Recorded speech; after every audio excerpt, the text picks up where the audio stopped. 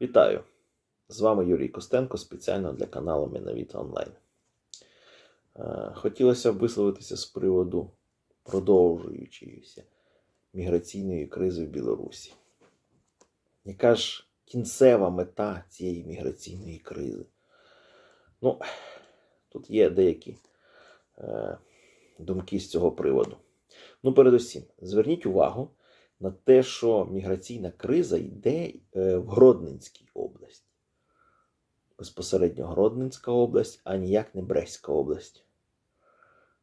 Як ви думаєте, з чим це зв'язано? Передусім, Гродненська область, вона фактично має кордон між Литвою, Польщею, і з цього місця 100 кілометрів до Калінінграда, бувшого Кенігсберга. Тому вважаю, що ці всі провокації мають на меті прокладання коридора до Калінінграда. Тобто, оці всі, скажімо так, міграційні заворушки, які можуть в подальшому спричинити смерть або ще щось, тобто фактично стануть казусом Беллі, буде здійснено прорив, і що там тих 100 кілометрів через Сувалки пройти і взяти Калінінград. Скажімо так, і чим більший шмат Речі Посполитої, і заодно і Литви відібрати. І знаєте, що саме цікаве, що скоріш за все, це не буде робити російська армія. Це буде робити доблесна білоруська армія. Все банально.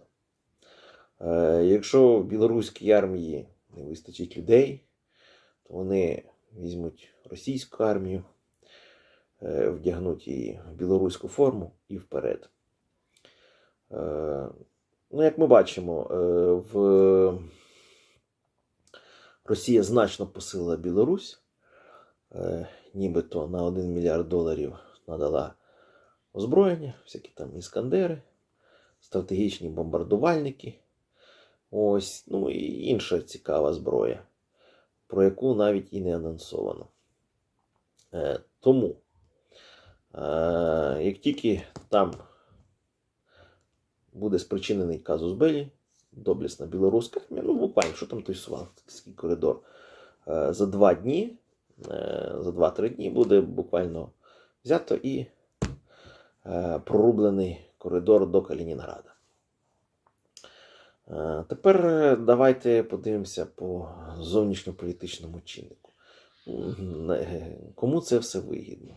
Ясно, що це Росії, і всі будуть розказувати, ви ж подивіться, який поганий Лукашенко, давайте ми на його ще 118 санкцій навісимо.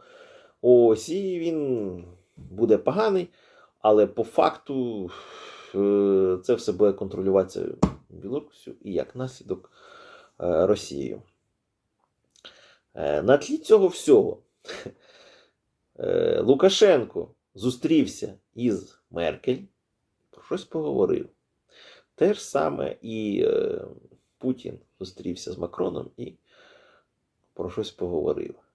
Вони там говорили, звісно, Макрон із Путіном про Україну, але то суть в іншому.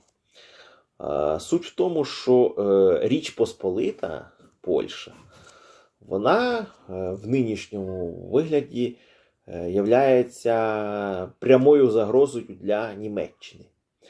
Бо з її економічним розвитком, років за 5, вона, скажімо так, стане сильнішою, ніж Німеччина, і захопить лідерство у Євросоюзі.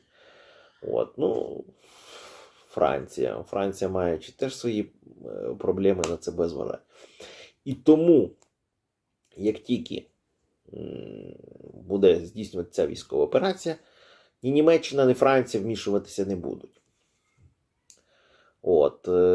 Глянемо, хто ще може. Та Скандинавія навряд чи там невеличкі армії, що вони можуть зробити. А на Чехії, Словакії, угорці, румунці, там не ті армії, з якими можна щось вирішувати. От. Єдиний, хто це може бути США, але я думаю, що ну, водночас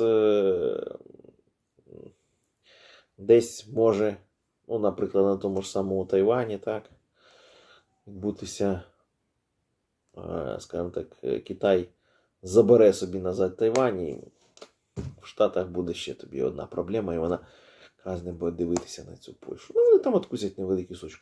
Але, завдавши воєнної поразки Польщі, скажімо так, вона отримає потужний економічний удар і потужний спад економіки. І, скажімо так, і в найближчі, ну, не 5, а 10 років точно вона вже не зможе конкурувати із Німеччиною. От. Тому от така от логіка цих всіх речей.